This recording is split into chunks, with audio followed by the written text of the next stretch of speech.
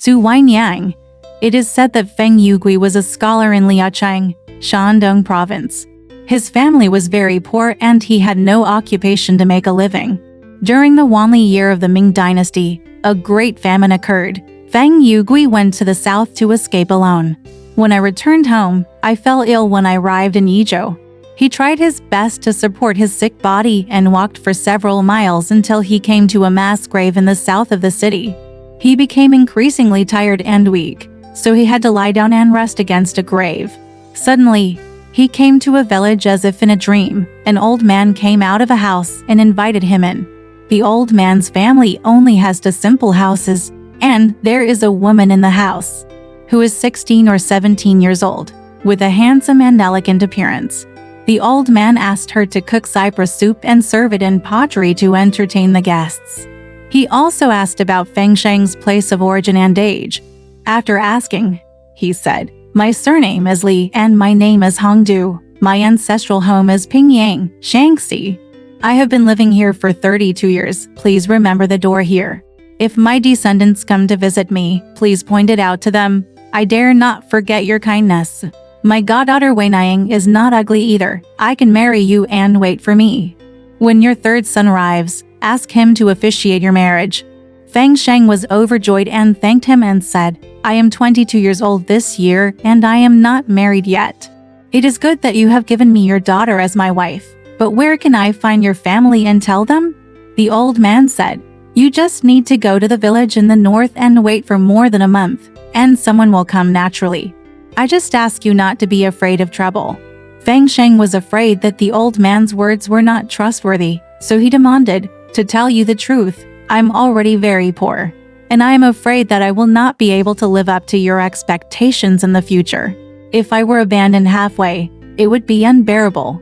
Even if you are not committed to marriage, I will not fail to keep my promise to you. You might as well say directly that you want me to do something for you." Li Wing said with a smile, "Do you want me to swear to you with all my heart? I have known for a long time that your family is poor. This engagement is not just for you. Weiniang is lonely and has been relying on me for a long time. I couldn't bear to let her be homeless, so I betrothed her to you. Why should you be suspicious?" So she took his arm and sent him out, closed the door and went back.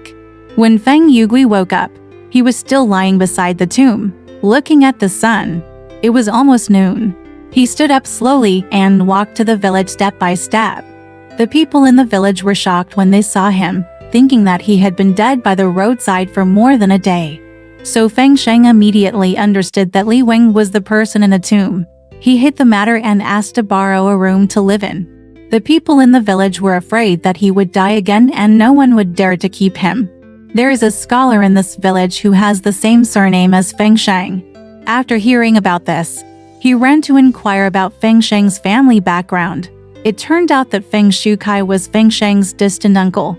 Feng Shukai happily took Feng Sheng to his home and gave him food, drink and medical treatment. After a few days, Feng Sheng recovered. Feng Sheng told about the scene he encountered in his dream, and his uncle was also surprised. So he asked Feng Sheng to stay and wait, watching the development of things. Not long after living there, an official came to the village to visit the location of his father's grave.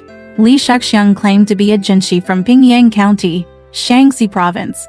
Once upon a time, his father went out on business with a fellow villager, and his father died in Yizhou, so buried him in a mass grave.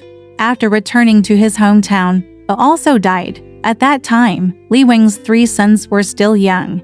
The eldest son was named Boran. He passed the jinshi examination and was a county magistrate in Huainan. He sent people many times to search for his father's grave, but no one knew about it.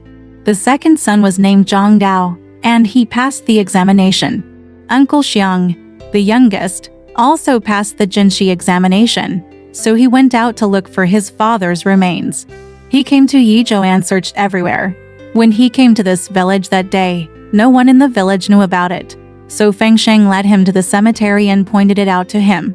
Li Shuxiang couldn't believe that Feng Sheng told him in detail what he had encountered. Shuxiang was surprised. He looked carefully and saw that the 2 tombs were close together.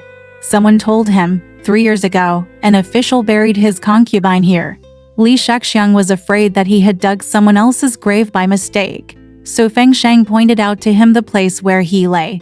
Li Shengxiang ordered a coffin to be carried and placed next to the grave, and then he began to dig. When the grave was dug, they found a female corpse. Her clothes and decorations were all rotten, but her face looked like a living person. Li Shengxiang knew that he had done the wrong thing. He was very frightened and didn't know what to do. Unexpectedly, the woman in the coffin sat up immediately, looked out the door and said, "Is the third brother here?" Li Shengxiang was surprised and walked over to ask her. It turned out that she was Su Weiniang. Li Shengxiang took off his coat, covered her up, and sent someone to carry her back to the hotel. He also hurriedly ordered people to dig up the tomb next to him, hoping that his father could also be resurrected. After being dug up, the skin and flesh of the corpse were still there, but they were stiff and dry to the touch. Uncle Xiang couldn't stop grieving, so he put the body in a coffin and performed rituals for 7 days to save the souls. Weiniang also wore mourning clothes and paid homage like a daughter. One day, Weiniang suddenly said to Shengxiang, "My father had 2 gold ingots in the past, and he once gave me one as a dowry. Because I was alone and had no place to store it, I tied it to my waist with a silk thread instead of bringing it with me. Third brother, have you got it?" Li Shengxiang didn't know about this, so he asked Feng Sheng to go back and search in the tomb. And sure enough, he found an ingot. Just as Weiniang said, Uncle Xiang still gave the ingot of gold with a silk thread as a symbol to Weiniang. During his free time, Chu Xiang inquired about her family background in detail. It turned out that Weiniang's father, Marquis Zhu Yin, had no sons but only a daughter, and he loved her very much. One day, Weiniang came back from her uncle's house in Jinling and took an old woman to hire a boat. The man driving the boat was a person from Nanjing who specialized in protecting matchmakers. At that time, there was an official who was going to Beijing when his term was over. He asked this matchmaker to find a beautiful concubine. The matchmakers went to several houses, but no one liked them. For this purpose, I drove a small boat to Guangling to look for things. Suddenly I met Zhu Weiniang. She secretly hatched a harmful plot and hurriedly asked them to take a boat across the river. The old woman brought by Zhu Weiniang knew him, so she and Weiniang got on the boat to cross the river. In the middle of the journey, the man put the drug into the food, and both Weiniang and the old woman were poisoned and fell into a coma. He pushed the old woman into the river, took Weiniang back to Nanjing, and sold her to the official for a large sum of money. When Weiniang entered the house, the eldest wife of the family found out and was very angry. Weiniang was still unclear after being poisoned and did not know how to salute her, so the eldest wife whipped her and imprisoned her. 3 days after traveling north, Zhu Weiniang finally came to her senses. The maid told her what had happened, and Zhu Weiniang burst into tears. One night while staying in Yizhou, Weiniang hanged herself, and they buried her in a mass grave. Weiniang was bullied by ghosts in the tomb. Li Wing always protected her, so Weiniang worshipped Li Wing as her adoptive father.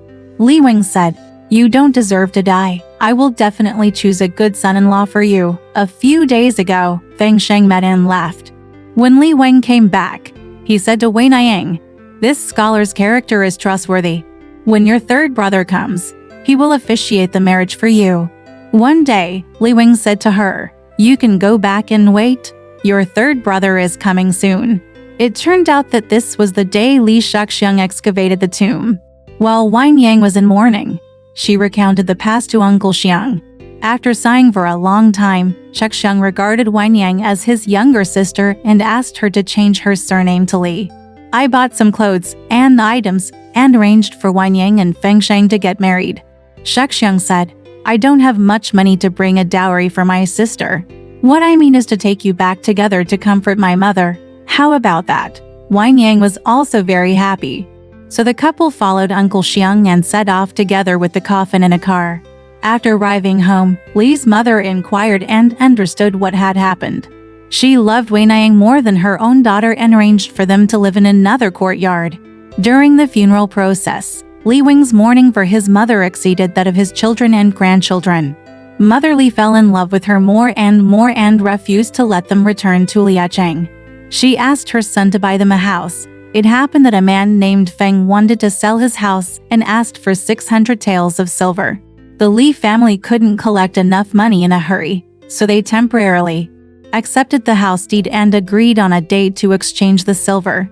When the date came, the man surnamed Feng came early. It happened that Weiniang also came from the other courtyard to visit her mother. Suddenly she saw Feng and felt that she looked very much like the man driving the boat. Feng was also surprised to see Weiniang. Weiniang hurriedly passed him and walked in. The two brothers also gathered here because their mother was slightly ill. The mother asked, "Who is that person walking in front of the hall?" Li Zhongdao said, "I almost forgot about it. This person must have been there a few days ago." People who sell houses just stood up and got ready to go out. Weiniang stopped him, told him her suspicions, and asked him to question the man named Feng carefully. Zhongdao agreed to go out, but Feng had already left. But Mr. Zhu, who taught a private school in the south of the alley, was there. Zhongdao asked, "Sir, what's the matter here?" Mr. Zhu said, "Last night Feng asked me to come to the house early today to write him a deed and be a guarantor. I met him on the road just now and said that he accidentally forgot I have one thing to do. I will go back temporarily and I will come back immediately and ask me to sit here and wait for him." After a short pause, both Li Shexiang and Feng Sheng arrived, and they started chatting with each other. Because of Feng, Weiniang quietly came behind the screen to peek at the guests. After taking a closer look at Mr. Zhu, it turned out to be her father. He suddenly ran out from behind the screen, hugged his father and burst into tears. Zhu Wang cried in surprise and said, "Where does my son come from?" Everyone knew that he was Marquis Zhu Yin. Although Zhongdao often met him on the road, he didn't know his name at first. By this time, everyone was very happy. They told him about Weiniang's previous experiences, held a banquet to celebrate the reunion of his father and daughter, and therefore stayed with him for 2 nights. Mr. Zhu talked about his own experience. It turned out that after he lost his daughter, his wife died of excessive grief. He was single and had no one to rely on, so he studied here while traveling. Feng Sheng agreed with him that after buying the house, he would take him to live with him. Zhu Wang went to visit the next day and found out that Feng's whole family had escaped. Only then did he find out that this was the person who killed the old woman and sold his daughter. Feng had just arrived in Pingyang and had made a fortune doing business. However, he had been gambling for years and was living in poverty day by day, so he sold his house. The money from selling Zhu Weiniang was almost spent.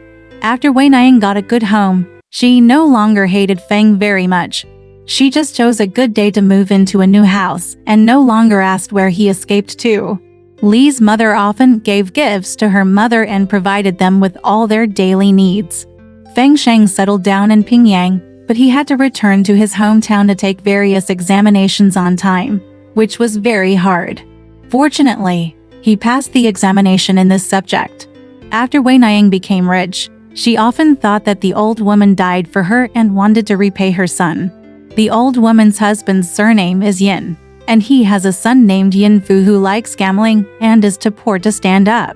One day, Yin Fu got into an argument at the casino over a bet, beat someone to death, and then ran away. When he died in Pingyang, he came all the way to comfort his mother. Feng Sheng took him into his home and asked him the name of the man he killed. It turned out to be Feng who was driving the boat. Feng Sheng sighed in horror for a while, and then explained the situation to Yin Fu.